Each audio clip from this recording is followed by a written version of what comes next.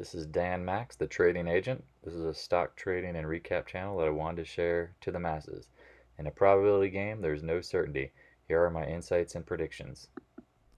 Good morning, everyone. It's Dan Max, the trading agent. I wanted to do a quick morning update. Some things I was thinking about and looking at.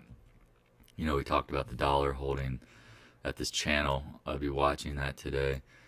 Seems that the economic info data that came out today, which PCE flat, cores flat, spending up, income down, and employment costs rising. That's all stagflation. How the dollar's rising today, I have no clue. No reason. It doesn't make any sense. But call it what it is. If you hear me sniffling, I have been feeling a little under the weather. I apologize. Gold took a little hit on that information that came out today. I don't know how the day is going to act, but if you are a trader and want to buy the 20-day, I think you have a good little trade set up here. I know it broke the channel, but again, when I see information that really doesn't justify a drop, I'd keep an eye on it. It's worth looking at. KL down on AEM's earnings. We talked about if it was down into this box, it's a buying opportunity. You're into the box, buying opportunity. Know your levels. AEM broke on their earnings. I'd be watching for a kind of a look below and fail bear trap today on my radar. X talked about this. Hit the 200-day. Now it has its earnings popping up. It looks like a big W potentially forming. These guys are killing it.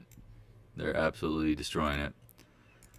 Roblox at the trend line, about to break out.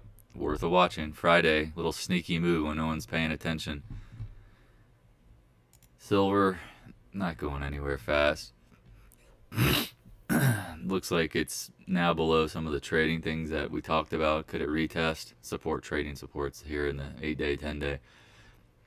Worth keeping an eye on. Never know. Spider, SPY, holding up, high and tight, not going anywhere.